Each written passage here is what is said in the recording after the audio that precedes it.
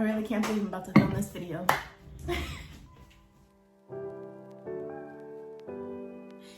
Alright, my name is Michaela Petty. I am a mother to a 4-month-old baby boy named Emery. He's actually watching me record this. Yeah, so I'm not a doctor, not a nurse, anything like that. I'm just a mom, and this is from what I've experienced and what I've had my friends tell me or my family tell me that they've experienced while they were pregnant. So forewarning, this video is going to be very TMI. So friends and family, you've been warned. So if you're pregnant or you're wanting to be pregnant, or if you're a guy watching this, maybe your wife's pregnant, I don't know why else you'd want to watch me talk about vaginas and nipples in such detail, but that's what we're talking about today. All right, here he is. This is my baby. Love him. Love my baby, did not love pregnancy. But first thing I would say that they don't tell you is the anxiety you get when you first find out you're pregnant, or even like throughout the pregnancy. I felt so anxious almost the entire time, like just wondering if he was gonna be okay.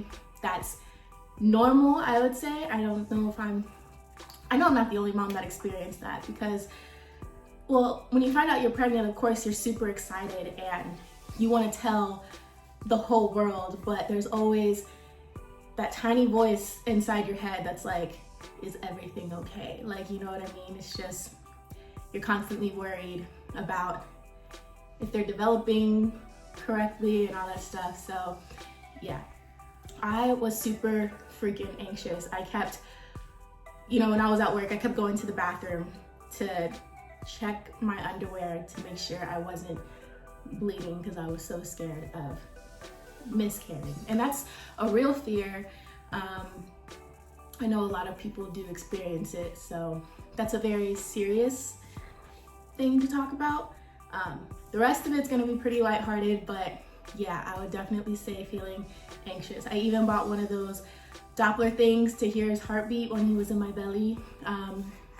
Yeah, because I just wanted to, I was constantly worrying about if he was okay or not. So yeah, that's one thing that they don't tell you about in your pregnancy. Another thing they don't tell you about in your pregnancy, well, yeah, they tell you that your boobs are gonna get bigger, which I will say at first was a great plus. I went from a 34A, or like actually a double A, so I was like nothing. Like I was just nipple. There was no boobs. And then I started filling out a full B cup and a C cup. Now I'm a D. But yeah, your boobs do get bigger. And at first it was so great. They were looking super voluptuous. It was super exciting. But then they start hurting, and your husband might not really care about the fact that they're hurting, and he's just looking at your boobs like, wow.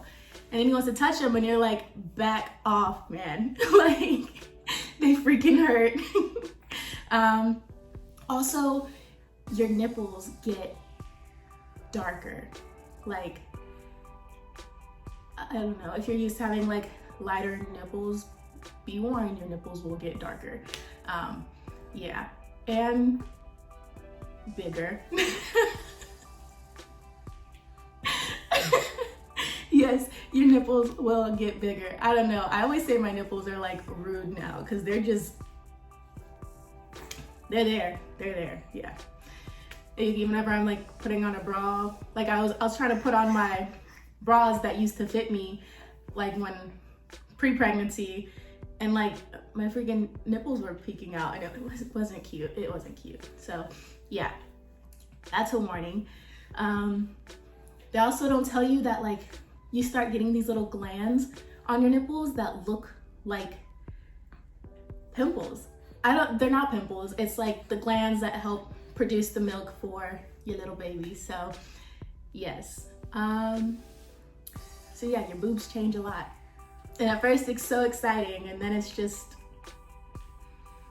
want it to stop. All right, y'all. Your vagina. Let's just dive into it. You do start producing a lot of discharge when you're pregnant. So I constantly felt like my underwear was wet. I had to wear panty liners all the time. So yeah, that's something that they don't tell you about. Another thing that they don't tell you about your vagina is that it hurts. Like there's just so much pressure like in your pelvic area. So yeah, whenever so I was still working out like during my pregnancy, but I had to like almost completely stop doing squats and certain movements where my legs would be like, ignore my fingers, y'all, I was eating hot Cheetos, but certain movements where if my legs were being like spread apart, like lunges or things like that, because it would just hurt too much. So yeah, I had a lot of pelvic pressure. That's another thing they don't tell you about pregnancy. Oh, so yes, you're gonna have to use the bathroom all the freaking time, like to pee. You're gonna have to pee a lot, and that's good. That just means that you're hydrated and all that stuff. But yeah, it was super frustrating. Like I would literally go to the bathroom, and as I was walking out, I found myself turning back around because I had to pee again. So yeah, I had to pee all the time. Now actually going like poop, like that was another story. I know there's two different types of girls when they're pregnant.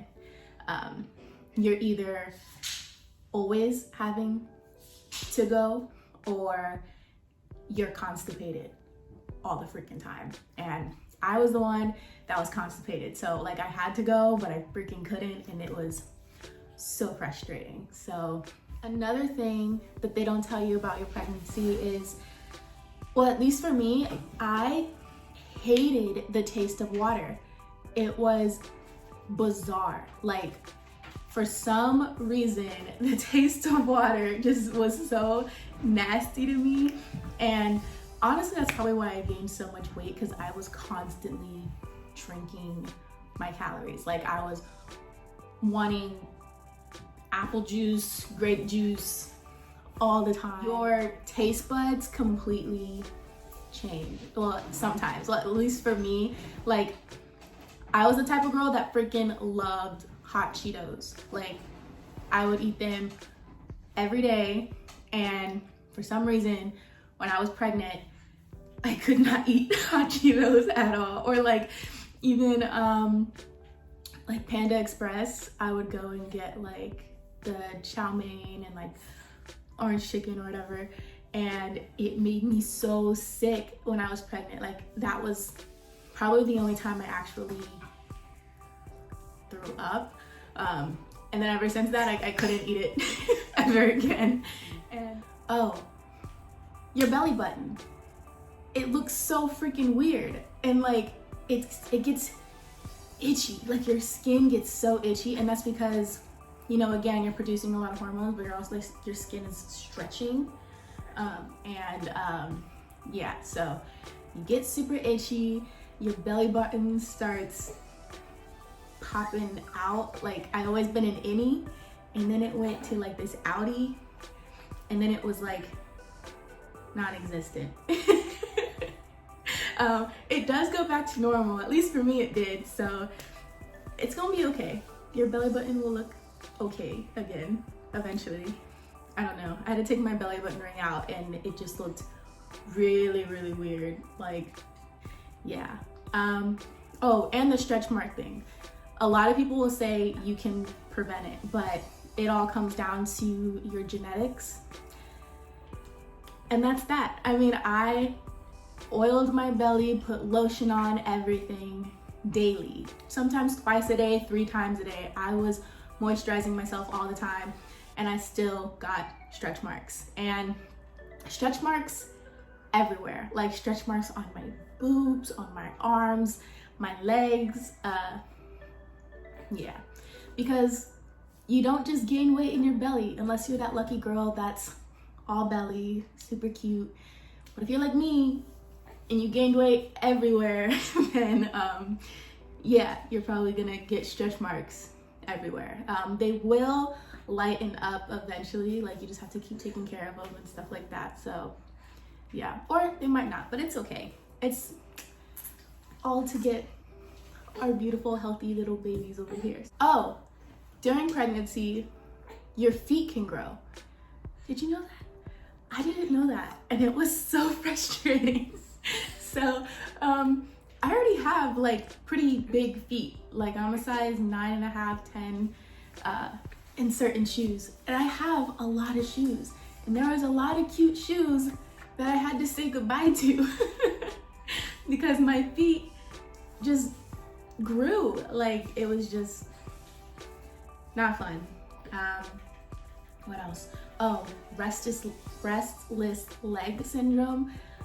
Oh, that was the freaking worst. Like, or that like sciatica feeling in your legs, like where your whole like side just goes, it's like this numbing, aching pain feeling.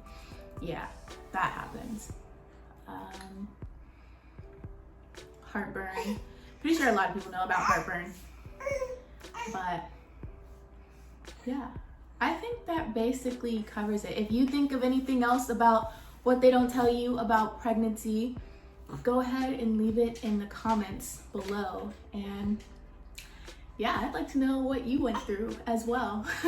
No such thing as TMI, especially in pregnancy. There's just not. But now to get into childbirth and what they don't tell you about childbirth. Yeah. And for reasons, I guess, because like they want women to keep producing babies, you know, to populate the world, because without it, the world would just cease to exist without women having kids. So yeah, I guess that's why they don't tell you a lot of this stuff.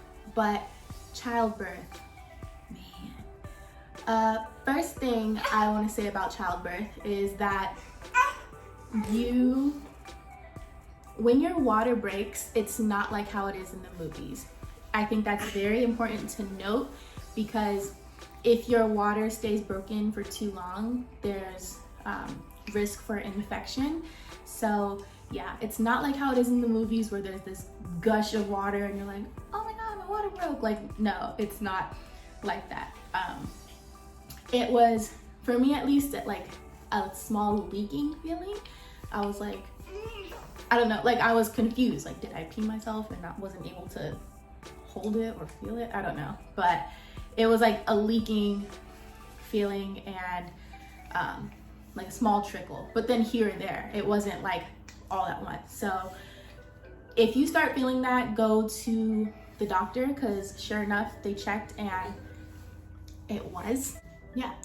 What else don't they tell you about childbirth? Obviously, it hurts. Yes, it does. It does hurt. I got the epidural, but for some reason in my mind, I was like, no, I can do it. Like, at first the contractions were like nothing. It just felt like pressure, like slight pain, and you know, the midwives were like looking at the little monitor and they're like, oh, we're having a contraction. And I was like just breathing through it. I was like, it's nothing. And I was like, I can totally handle it. And then they got bad. Like, really freaking bad. So I started feeling like slight contractions, and I thought those were the contractions I was gonna be feeling the whole time. And I was all like, this is nothing. I can totally go without the epidural. And then I went very long, and then they got really bad.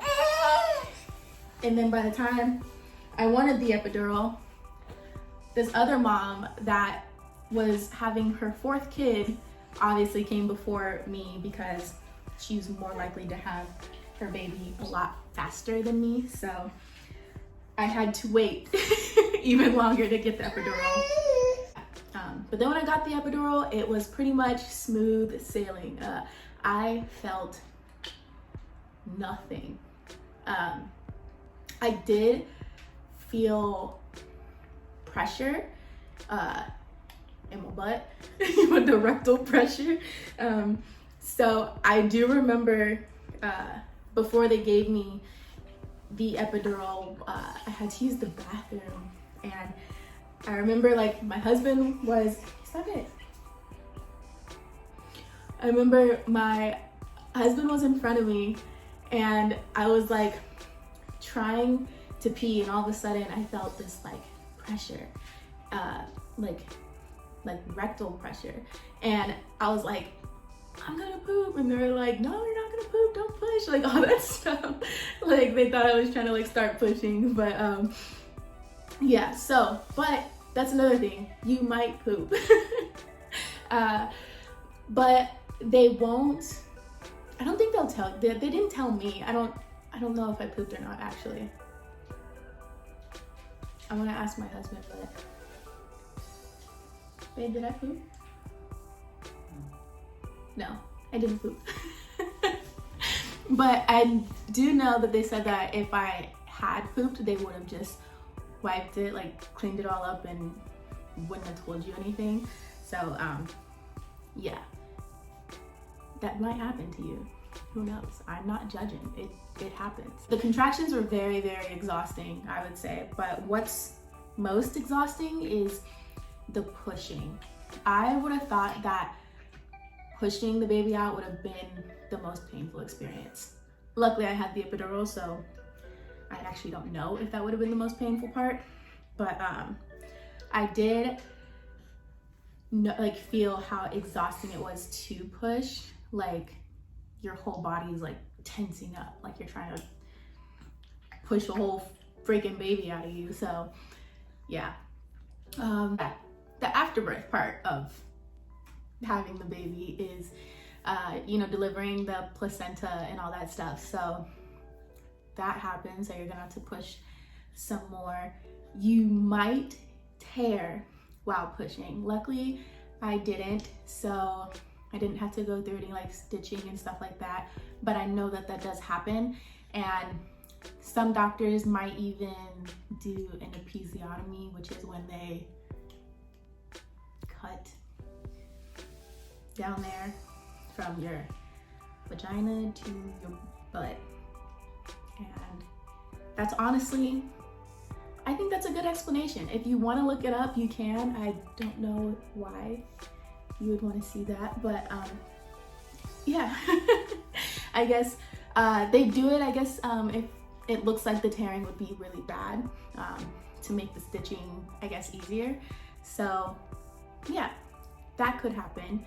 I know that there are ways that, I mean, you can't actually prevent it, but I know that there are measures you can take to try, and that is like the, how is it pronounced? Perineal massage, perineal? I don't know. The massage for the down there, and with oil and all that stuff, just to like get it ready to be stretched, I guess. What else? So after you have your baby, you are still gonna look pregnant.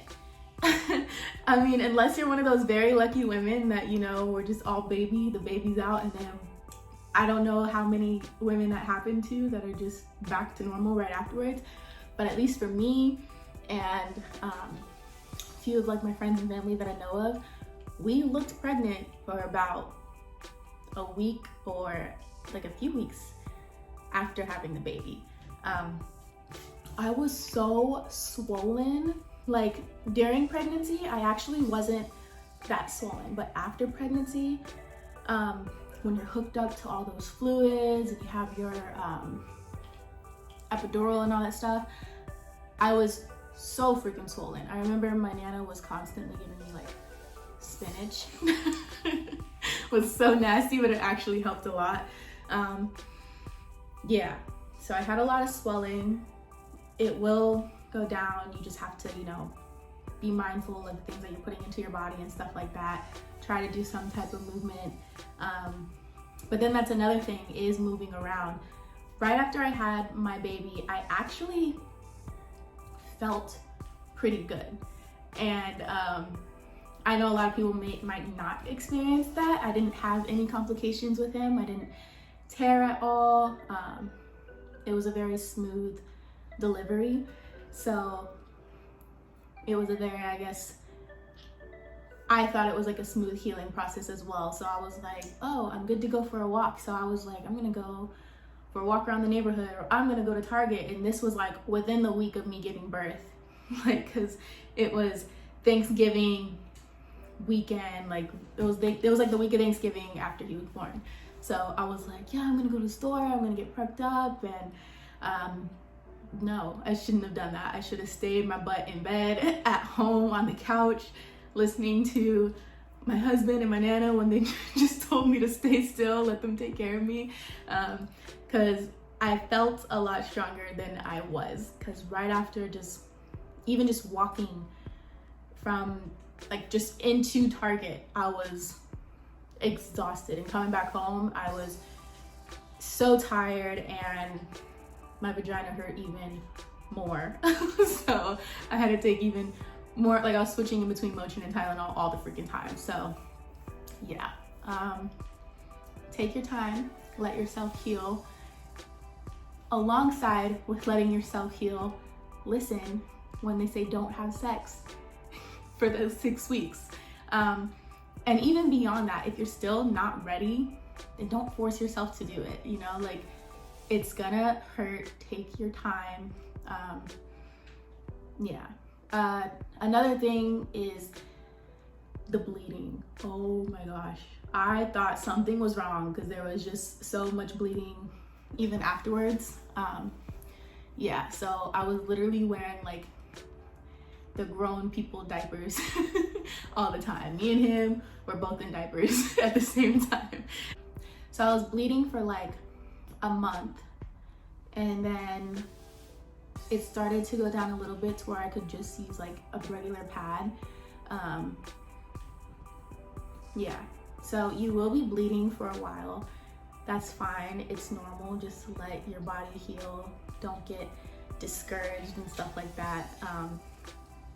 And along the lines of not getting discouraged, your body isn't going to, like, most likely it's not gonna just snap back, as they say. Like, I am almost 5 months postpartum now, and I'm finally starting to feel like my pre-pregnant self. I'm not near my pre-pregnant weight. I'm about 15 to 20 pounds away from that, but I am able to move my body like I was able to when I was working out before.